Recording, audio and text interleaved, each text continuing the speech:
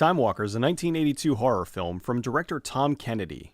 The movie opens in Space, the Final Frontier. Watch this planet get flagged by YouTube's bots thinking it's a nipple. Time Walker. Not to be confused with Jimmy Walker. These all sound like fake names.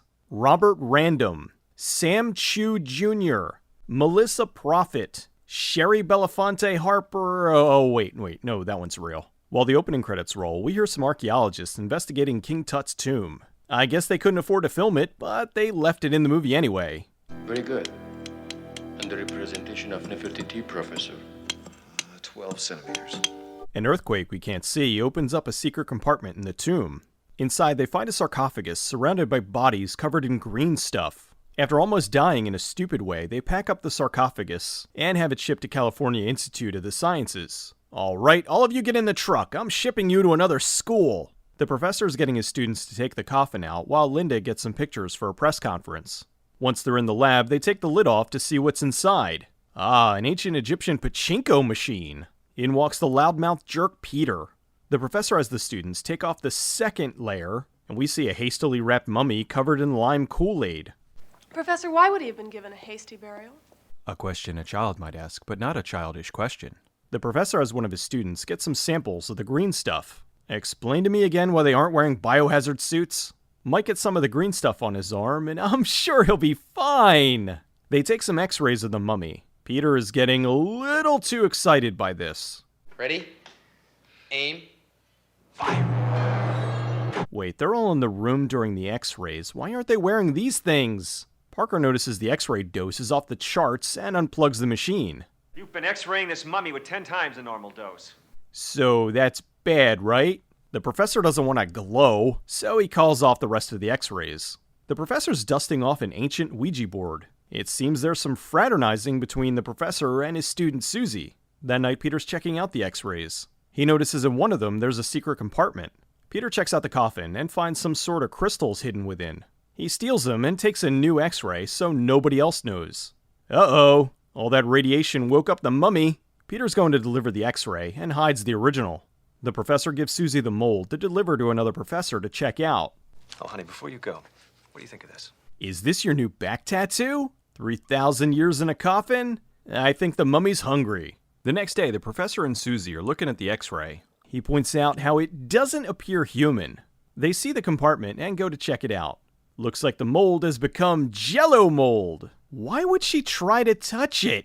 Peter's trying to sell the crystals, but is told they're worthless. A bunch of reporters show up for today's press conference. The professor asks Mike and Susie to keep the press away from the coffin. Mike sees the fungus, and like a moron, he touches it. Looks like he went digging for gold. The professor has Susie take him to the ER. Just then in walks the Pathmark guy! This is Dr. Rossman, the head of the school. Dr. Melrose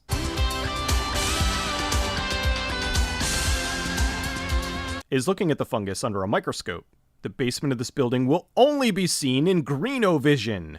They open the lid of the coffin and see the mummy is missing. The first and only suspect is Peter. They think he stole the mummy as a fraternity prank. More green basement. A janitor hears a noise and gets killed by the mummy. Either that or he tripped over something in the dark. Hey, what's going on back here?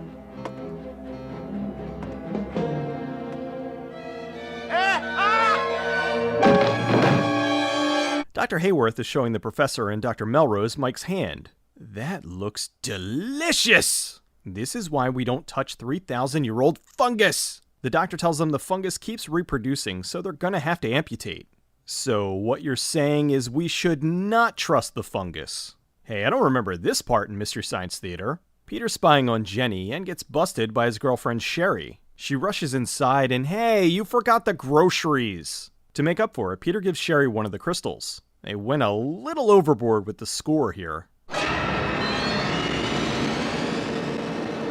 The professor goes to visit Linda at the prequel to NCIS. Peter sells the crystals to his friends as gifts to give to their girlfriends. Did she just turn into Betty Rubble? Name your restaurant, baby. They go to what I assume is a fancy restaurant. Some of Peter's frat brothers try to take his money, but he convinces them to take the crystals instead. Sherry can't seem to figure out dinner. This is stupid. How does food work? Just then her crystal begins to glow. More green basement footage. One of the frat guys goes to visit his girlfriend, who's babysitting. So of course, they do this. They take a break from fooling around so Greg can give Ellen the necklace. That wasn't glowing like that when I bought it. Wait, yes it was! So we're back to this.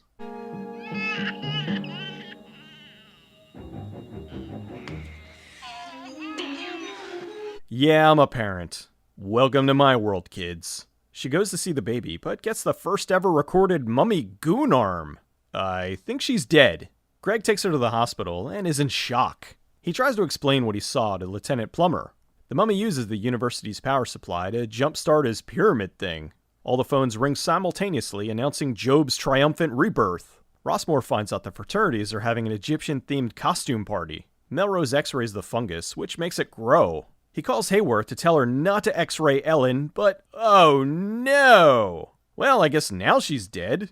The other frat guy, Stanley, likes Susie, and gives her the crystal he got from Peter. Even more green basement footage. What is this, Mind Jack? Come on. As Cleopatra would say. Wayo? On the way to the party, Peter can't stop being a jerk. Peter, grow up. Just grow up. I swear you are such a dork sometimes. Oh cool, the mummy's on a Segway. They get to the party and sheesh, she can't leave him alone for 5 minutes. So a mummy party is a lot like a toga party. Only lame. I can't believe it. They actually found a song with the word mummified.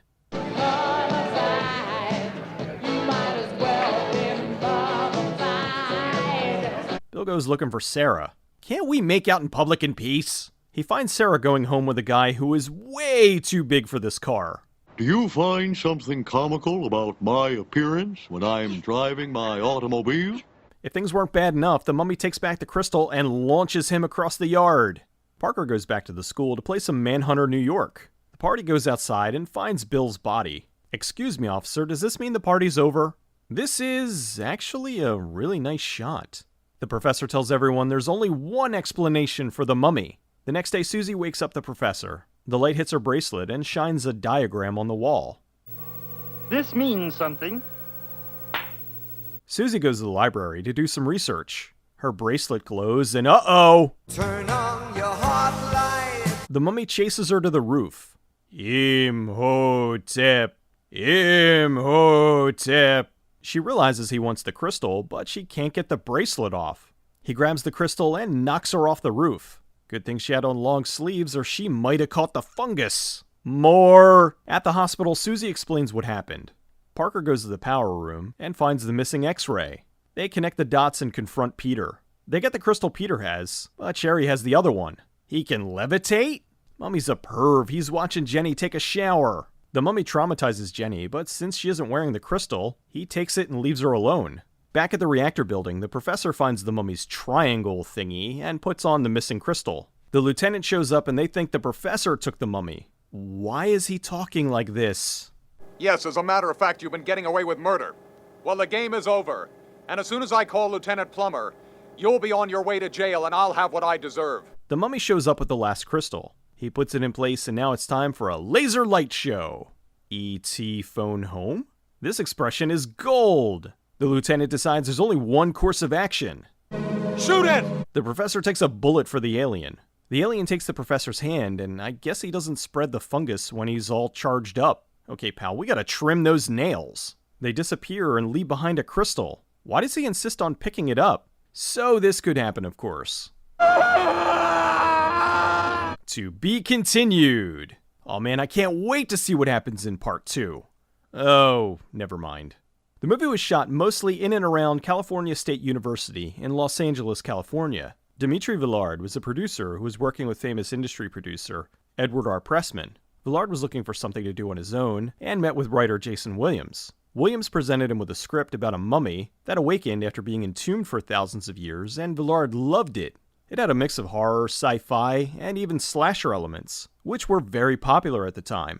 They managed to get funding from 4 different sources, one of which was Roger Corman. The budget they had on the film was low, so the whole thing was non-union because they couldn't afford it. Most of the actresses in the film were Villard's friends. The Teamsters found out what they were doing and went out of their way to disrupt the shoots. Finally, towards the end, they had some very crucial scenes they needed to film, so they were able to bring in the local police to keep the Teamsters out. When the movie was finished, they presented it to Roger Corman. He watched it and had only one question. How long was this? The producer said 98 minutes. Corman asked them to cut it down to 88 minutes. That way they'd be able to ship the film out in only one can, which would save them money when they were shipping it to movie theaters. Later they got a deal to distribute the film to Japanese TV. Japanese TV requires the product to be 96 minutes for airing, so they had to go back and re-edit the film to increase the length. Richard Band, the brother of Full Moon head Charles Band, did the music. It was directed by Tom Kennedy, who worked on movies like Joe and Silent Night Bloody Night. This was his first and only film he ever directed. The film didn't have a name, so they had a contest with the crew as to who could come up with a title. The winner was Time Walker, and they don't remember what some of the other suggested titles were. The movie was later recut and became a very popular episode of Mystery Science Theater 3000. The new cut removed the space opening, and more than likely the MST crew removed the nudity, since this was going to be aired on television. It was also retitled by the distributor to Being from Another Planet. This was season 4 of Mystery Science Theater, and they claimed it was the worst film they had done up to that point. Time Walker is not a good movie, but I have a soft spot for it. The premise is very unique, and as far as I know, it hadn't been done before. For a low-budgeted film, the FX weren't all that bad, especially considering the one of Ellen's face melding. The movie was restored and released as a limited quantity by Scream Factory. The restored cut is much better than what was shown on Mystery Science Theater. It's got some scares, and moves along at a good pace. I'm curious as to what they thought would happen in the sequel. Was the professor going to go with the alien to his home planet? Was the alien going to take him to other pyramids with dormant aliens? More than likely, they didn't have it written, and were just hoping that if it ended on a cliffhanger, they'd be able to tell the real story with the sequel. Boy, I'm sure glad movies don't do that anymore.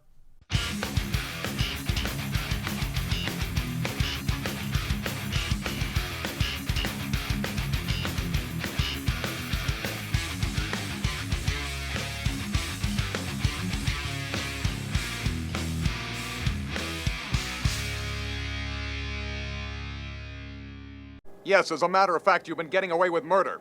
Well, the game is over.